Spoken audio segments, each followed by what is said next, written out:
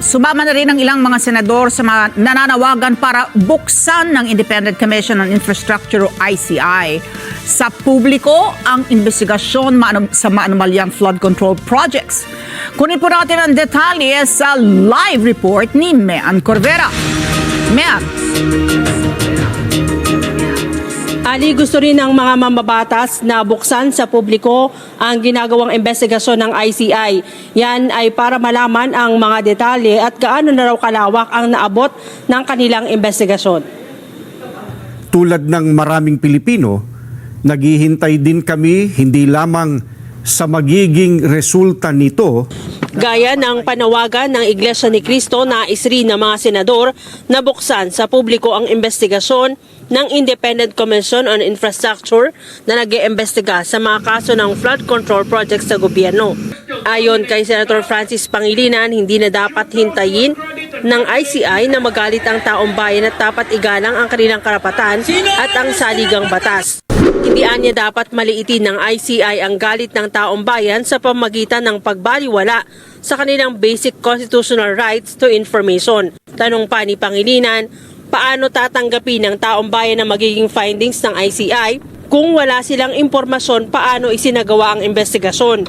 Sabi ni Senate President Vicente Sotto, ganito rin ang kanyang panawagan sa ICI.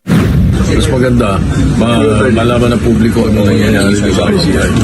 Duda naman si Senator Alan Peter Cayetano sa magiging resulta ng investigasyon ng ICI kung hindi naman isinasa publiko ang paraan ng kanilang investigasyon. Mungkahi niya kung hindi gagawing live stream ang hearing gaya ng ginagawa ng Senate Blue Ribbon Committee, dapat payagan sa loob ng kanilang mga investigasyon ang mga miyembro ng media.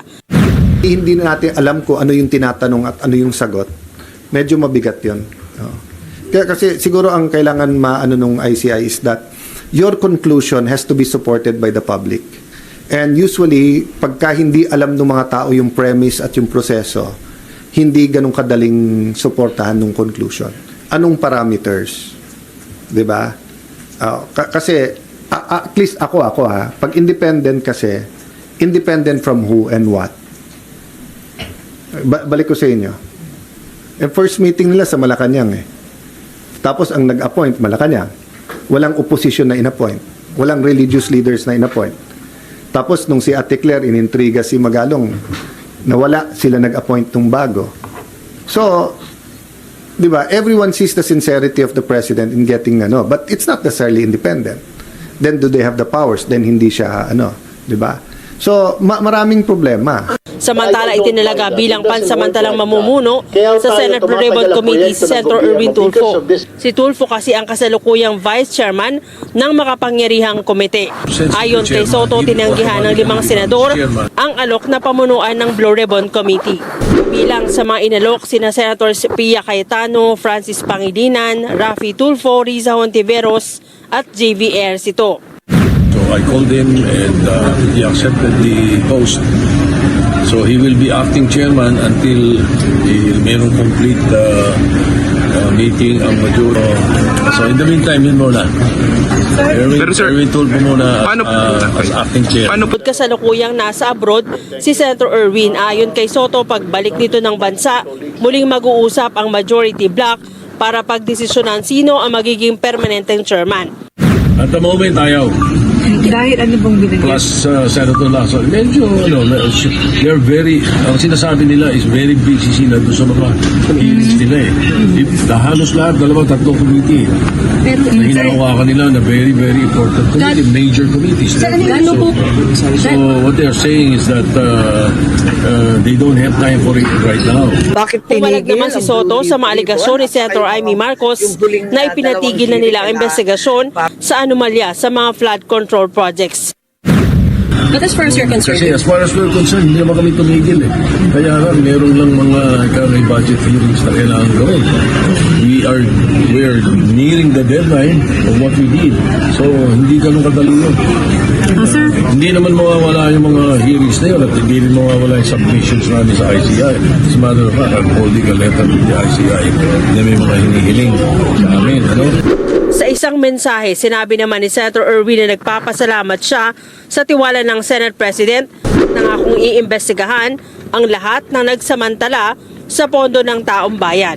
I don't Si know Senator if it's a Pia formal Cayetano offer. I inamin just saw namang my name. pinag-aaralan pa kung So we just tatanggapin o chatted hindi about it in caucus. ang chairmanship ng Blue Ribbon Committee. I don't know if it's a formal offer. I just saw my name.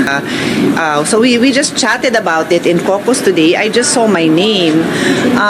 He also knows that I'm very much dedicated to the committees that I currently chair. And there's a lot of work involved in those two committees. Well, actually three on, pero the two major committees are energy and ways and means. So in that sense, hindi madaling umuo sa mga ganyang bagong posisyon. And because my name was mentioned, it's my job to consider it, diba? 24 lang naman kami. And then 5 lang naman kaming abogado. Ali, kahit daw matapos na ang investigasyon ng ICI, magpapatuloy naman ang pag-iimbestiga ng Senado. Yan daw kasi ay may kinalaman sa kanilang bubuing mga legislasyon para hindi na maulit ang mga ganitong kaso ng anomalya, Ali. Mayan, ito bang desisyon kung bubuksan nga kasi kung makikinig, no? Tatalima dito sa umiigting talaga na panawagan buksan sa publiko ito mga hearing ng ICI. Pinauubaya ba ng Malacanang sa mismong komisyon ang desisyon kung ito ay bubuksan sa publiko?